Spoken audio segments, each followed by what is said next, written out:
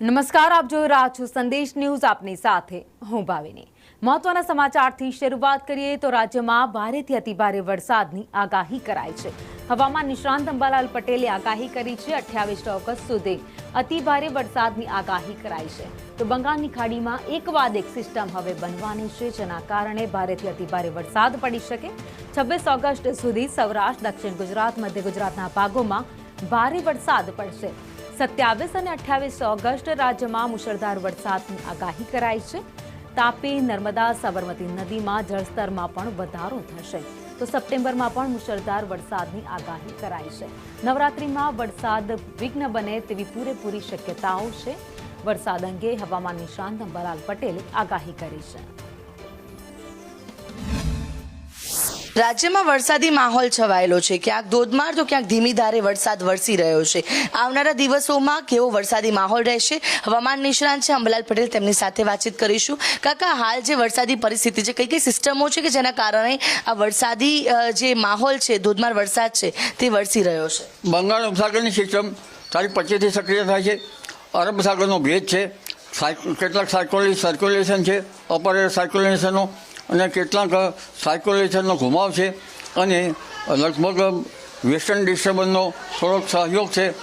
જો કે મોન્સૂન ધરી ઉત્તરાવર્તી હોવા છતાં વરસાદ વરસી રહ્યો છે, એટલે હવે મોન્સૂન ધરી ઉપર નીચે થયા કરશે, પરંતુ ગુજરાતમાં ભારેથી અતિભારે વરસાદ થવાની શક્યતા રહેશે. 24થી લગભગ 27-28 સુધીમાં રાજ્યમાં કેટલાક ભાગ મુશળધાર વરસાદ થવાની શક્યતા રહેશે.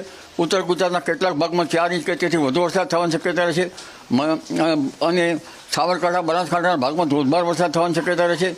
અરવલ્લી, સાબરકાંઠા ઉપરાંત મહીસાગરના ભાગોમાં ભારેથી અતિભારે વરસાદ થવાની શક્યતા રહેશે. કેટલાક ભાગમાં 6 ઇંચ કે તેથી વધુ વરસાદ થવાની શક્યતા રહે. પૂર્વ ગુજરાતના ભાગમાં 7 થી 8 ઇંચ કે ક્યારેક તેથી વધુ વરસાદ થવાની શક્યતા રહેશે. આ ઉપરાંત પંચમહાલના ભાગોમાં પણ ભારે વરસાદ થવાની શક્યતા રહેશે, અને દક્ષિણ ગુજરાતના ભાગોમાં પણ લગભગ 8 ઇંચ કે તેથી 10 ઇંચ વરસાદ થવાની શક્યતા રહેશે. અને સૌરાષ્ટ્રના ઘણા ભાગોમાં પણ 2 ઇંચ કે 3 ઇંચ કે તેથી વધુ વરસાદ થવાની શક્યતા રહેશે.